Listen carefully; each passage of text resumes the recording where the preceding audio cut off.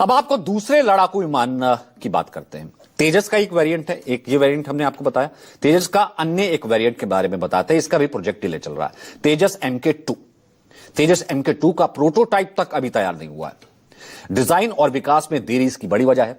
Project अभी प्रारंभिक design और विकास के फेज में ही चल रहा है। इसके उत्पादन में शुरू होने में अभी बहुत से साल लग सकते हैं। इसकी भी एक वजह यही है कि जो इंजन लग रहा है वो जी ने प्रोवाइड करना है, वो उसमें देरी हो रही है। कंपनी का F414 इंजन चुना गया है। अब इसकी थ्रस्ट जो क्षमता है 98 kN है। जी और HAL के बीच इस इंजन को भारत में ही तैयार किए जाने को लेकर के एक समझौता हुआ था कि हम टेक्नोलॉजी ट्रांसफर करेंगे। इस वजह से भारत को अन्य विकल्प तलाशने के लिए भी मजबूर होना पड़ा कि यहां डिले हो रहा। फ्रांस की एक कंपनी से बात हुई है, सैफरन कंपनी नए विकल्प के रूप में सामने आई है और माना जा रहा है कि सैफरन तेजस MK2 के लिए 1110 kN की क्षमता वाला पावरफुल इंजन बना सकती है। भारतीय वायुसेना का एक और प्रोजेक्ट वो भी डिले चल रहा है। ये भी बहुआयामी प्रोजेक्ट है, वो है AMCA stealth fighter jet. AMCA को आत्मनिर्भर भारत पहल के तहत विकसित किया जा रहा है। ये देखिए इसकी तस्वीर। यह प्रोजेक्ट भारत के एडवांस हवाई युद्ध क्षमता के लिए बहुत इंपॉर्टेंट है। इसका भी प्रोटोटाइप अभी निर्माण नहीं हुआ है, वही नहीं शुरू हुआ है। फिर आगे जाकर के डिजाइन, तकनीकी विकास, फिर उसकी टेस्टिंग, अंतर्राष्ट्रीय सहयोग, बहुत सी चीजें हैं इसे डिले कर रही हैं। इंजन आपूर्ति की देरी इसका भी प्रमुख कारण है।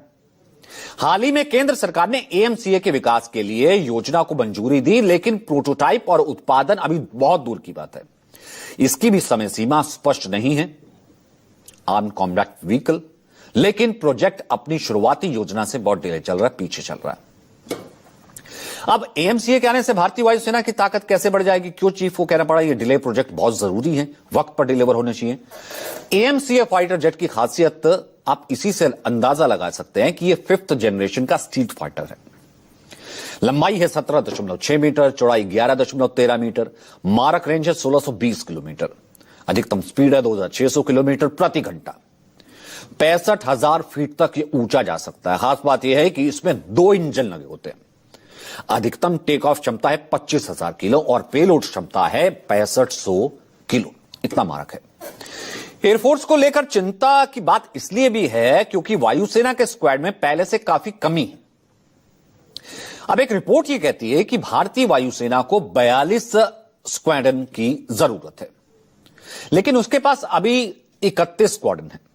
इनमें से एक भी जो है वो 5th जनरेशन की नहीं है, 5वीं पीढ़ी की नहीं है, जिस पर इस वक्त देश की या जिस वक्त हम ये कह सकते हैं दुनिया की सबसे बड़ी वायुसेनाएं काम कर रही हैं। उनके पास 5th जनरेशन ऑलरेडी है।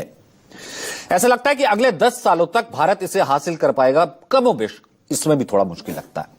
अब उस 10 साल के बाद 5th जनरेशन की जाहिर सी बात है टेक्नोलॉजी वो भी आगे पहुंची होगी, ये भी चिंता जताता है। लेकिन पिछले 25 साल में अभी तक सिर्फ 36 राफेल खरीदे गए। ये राफेल जिससे अभी हमने आपको बताया सिंदूर और तमाम कारनामे जो राफेल हमारे खरीदे गए।